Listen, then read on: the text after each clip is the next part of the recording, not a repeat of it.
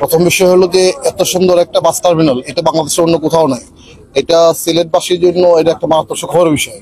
তো এখানে কিছু সমস্যা আমরা দেখতে পেয়েছি। প্রথমত হচ্ছে এর ভিতরে কিছু অবৈধ দোকান ছিল। তো আমরা আসার খবর পেয়ে কয়েকটা দোকান ভেঙে আজকে উঠে নেওয়া হয়েছে, আর বাকিদেরকে আগামী শনিবার পর্যন্ত সময় দেওয়া হয়েছে। শনিবারের পরে আমরা রোববার এখানে আসবো। যদি ওই সময় কোনো দোকানপাট থাকে সেটা আমাদের সরকারে আমরা ভেঙে দিব। আমরা আশা করছি এর মধ্যে যার যে দোকান যেগুলো অবৈধ আছে সেগুলো তারা সরিয়ে নিয়ে যাবে, একটি বিষয়। আর দ্বিতীয়ত হচ্ছে এখানে কিছু মেনটেন্যান্সের কিছু বিষয় রয়েছে, কিছু চ্যাপ্টার ভাঙ্গা, অপরিষ্কার, নোংরা।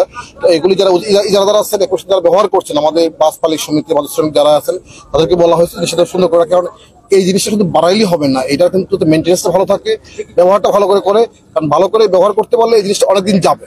এত সুন্দর একটা বাস টার্মিনাল কিন্তু অন্য কোথাও আমার দেখা জানা মতো কোথাও নেই। সুতরাং এই প্রতিষ্ঠানটা যারা বানিয়েছে তাদেরকে আমরা ধন্যবাদ জানাই, বা বাস্তবায়ন করছে সিটি কর্পোরেশন, তাকে অবশ্যই ধন্যবাদ পাওয়ার যোগ্য। এবং আমরা আজকে সিটি কর্পোরেশন যৌথভাবে এখানে আসছি, কারণ এই বিষয়গুলো নিয়ে আমাদের গত আইন শৃঙ্খলা কমিটিতে আলোচনা হয়েছে যে এখানে এই বাস টার্মিনালে কিছু দোকান অবৈধ হয়ে গেছে। তো সেই অবৈধ দোকানগুলোকে আইডেন্টিফাই করার জন্য আজকে মূলত এখানে আসছিলাম। তো আমরা মনে করি যে সবাই মিলে যখন কাজ করবো, এখানে মালিক সমিতি, শ্রমিক সমিতি, সিটি কর্পোরেশন, জেলা প্রশাসন, একই সাথে যারা ইজারা নিয়েছেন, সবাই মিলে কাজ করলে এই বাস টার্মিনাল একটা সুন্দর একটা আদর্শ বাস টার্মিনাল হবে বলে আমি মনে করি। তো আমি সেটি আশা করছি যে সবাই মিলে দায়িত্ব পালন করবো, যাতে করে এই বাস টার্মিনাল এই সিলেটবাসীর জন্য একটা আদর্শ বাস টার্মিনাল হয়, এবং আমাদের এই বাস টার্মিনালটা বাংলাদেশের অন্যান্য সিটির জন্য একটা অনুকরণীয় হয়। আমি সেটি প্রত্যাশা করছি। ধন্যবাদ সবাই।